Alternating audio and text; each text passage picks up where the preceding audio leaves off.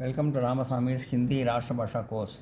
ஹிந்தி ராஷ்டிரபாஷா பாட்டிய புஸ்தகத்தில் பாக் 4ல் 4வது கஹானி தேசபக்த், அதாவது தேசபக்தி. இந்த சாராம்சத்தை பார்ப்போம். கதை சொல்கிறது. श्री पांड्य वेजन शर्मा उग्रह का जन्म उत्तर प्रदेश में हुआ था. श्री पांड्य वेद शर्मा उग्रह அவர்கள் उत्तरप्रदेश पिறந்தார். आपने नौसा की प्रतिभा और साधना से उन्होंने अपने समय की अग्रणी कथ साहित्यकार के रूप में अपनी पहचान बनाई.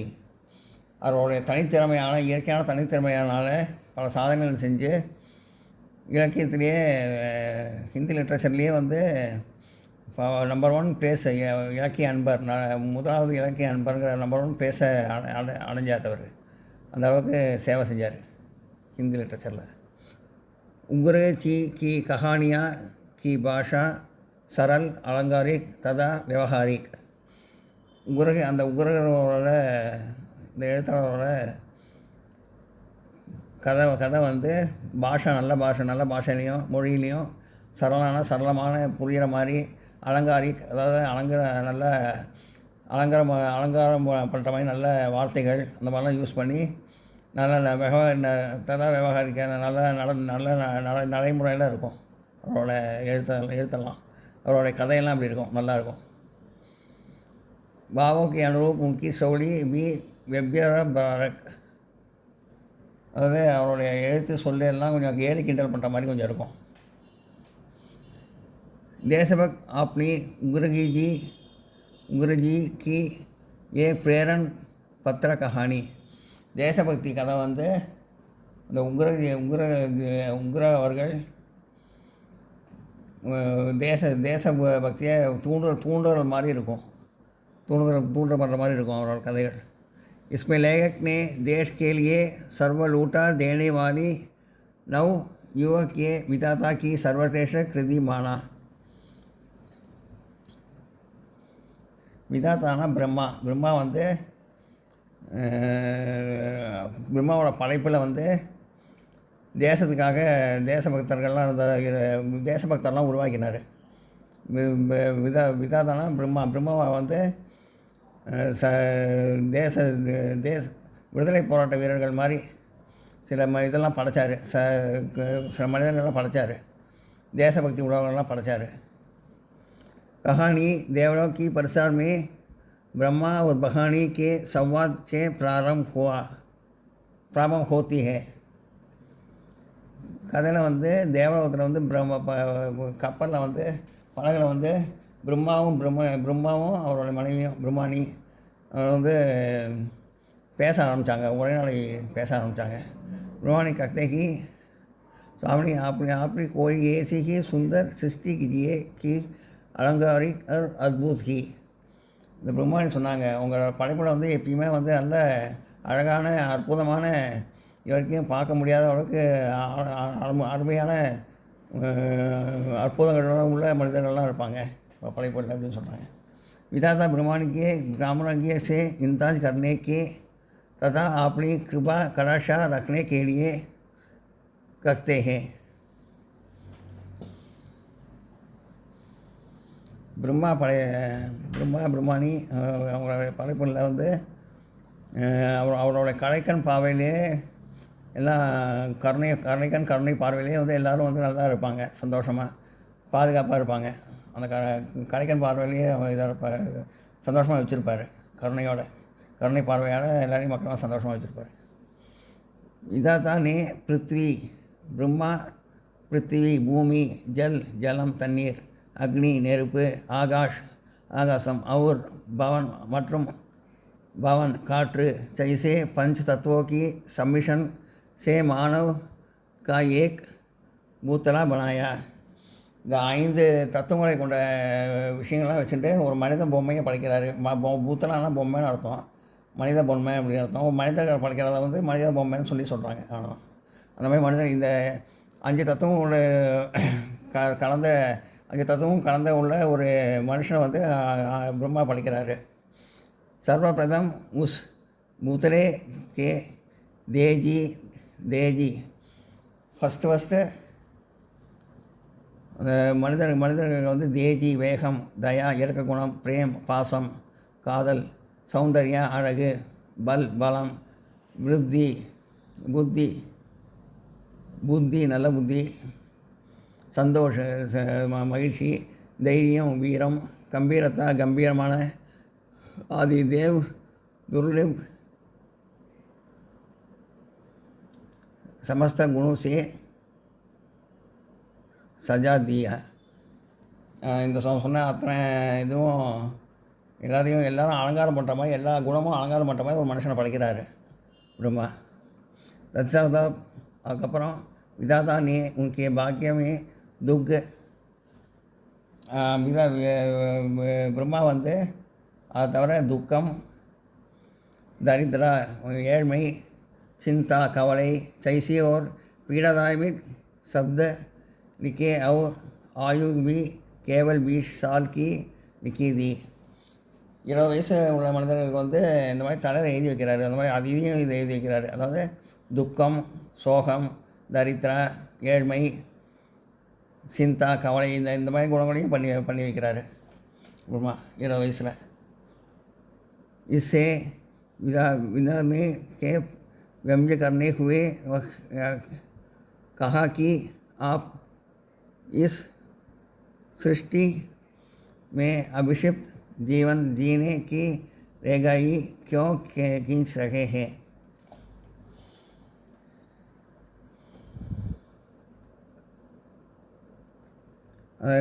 விதானி வந்து கேடியாக கேட்குறாங்க, ஏன் வந்து தப்பு செய்யாத மக்கள் வந்து இந்த மாதிரி வந்து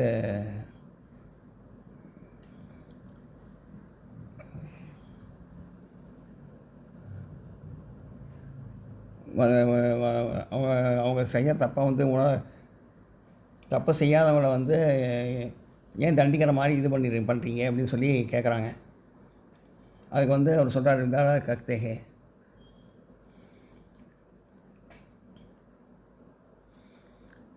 அப்தோ அத்புத் ரச்சனா ஹோ கை ஹே. இது ஒரு அற்புதமான படைப்பு, இந்த மாதிரி மனிதர்களை படைக்கிறது.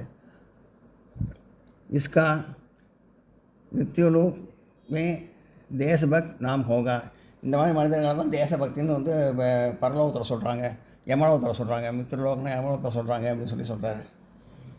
அப் வஹ் தேசபக்த். இப்போ அந்த தேசபக்தி ஏக் தேச துரோகி கி பீஜே தௌட்கர் உசே பகட் லேத்தா ஹே. தேச பக்தனை வந்து தேச துரோகியை வந்து பின்ன பிடிச்சி வந்து பிடிக்க அவர் உசே ஜெய கி மாதா கி ஜெய போல்னே கேலியே கக்தாக. அவன்கிட்ட மாதா கி ஜெயன்னு சொல்லு அப்படின்னு சொல்கிறான். ஆனால் தேச துரோகியை அப்படி சாம்ராட்கே குண்கான் கர்த்தாக. ஆனால் தேச துரோகியை வந்து ஆங்கிலேயரை வந்து புகழ்ந்து பேசுகிறான், அந்த சாம்ராட்டு அதை அவங்கள பற்றி புகழ்ந்து பேசுகிறான். தேஜஸ்வி யுவக் உசே पिस्तौल ने देर कर दिया है. देशद्रोही के सरदार देशभक्त के हाथों मार जाता है. उन्हें வந்து இந்த தேசத்துரோகி வந்து கொண்டுடுறான், தேச தலைவனையும் கொண்டுடுறான். தேச துரோகி வந்து துப்பாக்கி குண்டு வச்சு கொண்டுடுறான், தேச துரோகியும் வந்து தலைவனையும் வந்து கொண்டுடுறான் இந்த தேசபக்தன் கிராவத்தால் ஹோகை. அங்கே தேசபக்தனை கைது பண்ணுறாங்க. தேசபக்த் யுவக் पर सम्राट की विरोध द्रोही आरोप लगाकर पश्चाताप प्रकट करने का नाटक गेल जाता है. தேச துரோகி வந்து தேசபக்தன் பிடிச்சி தண்டனை கொடுக்குறான்.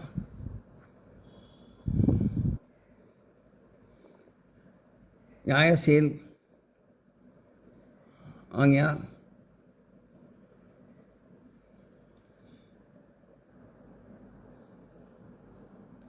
देते हैं कि या दो देशभक्त अपने कर्म के लिए पश्चाताप प्रकट करें या उस लोक का उड़ा दिया लगेगा. தேச துரோகி வந்து பிடிச்சி கொண்டதுனால வந்து நீ வந்து மன்னிப்பு கேட்குறாயா, இல்லை ஒரு துப்பாக்கியால் சுட்டு கொண்டாட்டமா அப்படின்னு சொல்லி கேட்குறாங்க அந்த தலைவர். தேச துரோகி கொண்டதுக்காக தேசபக்தரை வந்து மிரட்டுறாரு. उस देशभक्त विदेशी सम्राट के सामने पश्चाताप प्रकट करने के बजाय मृत्यु के वरण करना उचिता समझा. தேசபக்தன் வந்து நான் வந்து கொன்னதுக்கு வந்து காரணம் சொல்கிறேன், நான் வந்து மன்னிப்பு கேட்க மாட்டேன், பட் வந்து இவன் கொன்னதுக்கான காரணத்தை நான் சொல்கிறேன், அது நியாயம், அதை பாருங்க அப்படிங்கிறாங்க. ऐसी देशभक्त युवक जब कारागार में पहुंचा. அவனே மன்னிப்பு கேட்க மாட்டேன், சிறையில் அனுப்பிச்சிடுறாங்க அந்த தேசபக்தனை. दो कारागार में अपने आप को धन्य समझने लगा था. ஜெயிலில் வந்து தனத்தானே வந்து தனக்கு தானே நன்றி சொல்லிக்கிறான் அந்த தேசபக்தன். वह अपने आप को स्वर्ग के समान पवित्र और மகான் சமஜானே லங்கா. அந்த இடத்த வந்து சொர்க்கமாக மைண்ட் நினச்சிக்கிறான் இந்த தேசபக்தன் வந்து. ஜெயிலில் வந்து ஜெயில் வாசத்தை வந்து சொர்க்கமாக நினச்சிக்கிறான், தன் வீடு மாதிரி நினச்சிக்கிறான். தேசபக்த் யுவக் கே தேக்கர் संपूर्ण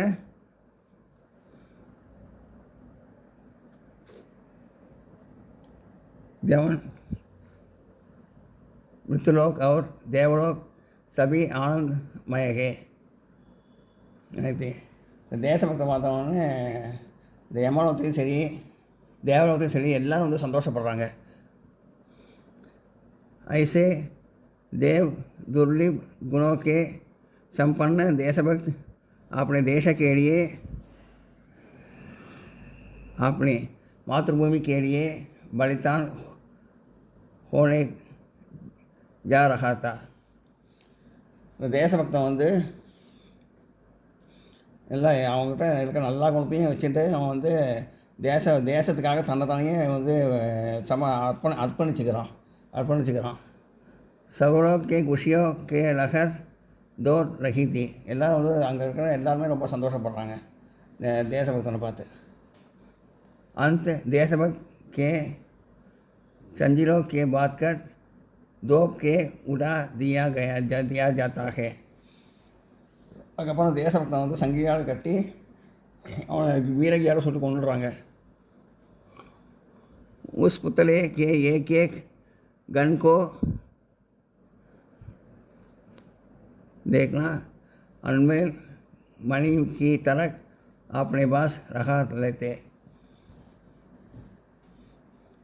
அதாவது அவன் உடல் வந்து இந்த இறந்து போன உடல் வந்து ரொம்ப விலைமதிக்க முடியாத ஒரு மணி மாதிரி இருந்தது தான், ஒரு செல்வம் மாதிரி, விலைமதிக்க முடியாத செல்வம் மாதிரி ரொம்ப இதாக இருந்தது தான். और बहुत देर तक देवलोक के देव भक्त के देवदोष होना रखता है. எல்லோரும் வந்து தேசபக்தி வாழ்க்கை தேசபக்தி ரொம்ப கத்திகிட்டே இருந்தாங்களாம் எல்லோரும்.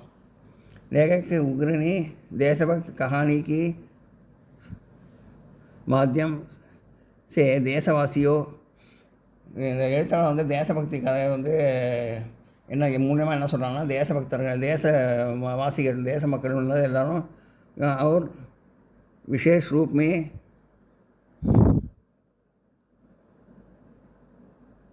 युवा वर्ग को कठिन परिस्थिति में भी देश सेवा के पथ पर अग्रसर होने को प्रेरणा निधि है. இந்த கதையில் வந்து எழுத்தாளர் வந்து தேசவாசிகள் வந்து நல்லா தேசப்பற்று நல்லா வளரணும், நல்லா வந்து இது விடுதலை உணர்ச்சி வரணும், சுதந்திர உணர்ச்சி வரணும், தேசபக்தி வரணும் அப்படிங்கிற உணர்ச்சியை தூண்டுற மாதிரி இந்த மாதிரி வந்து கதையை வந்து எழுதியிருக்காரு இந்த கதாசிரியர் வந்து. நல்லா தேசவாசிகள்லாம் வந்து நல்லா சுதந்திர உணர்ச்சியோடு வரணும், கஷ்டப்பட்டு வரணும் அப்படின்னு சொல்லியிருக்காரு. எல்லாம் நோட் பண்ணிங்க.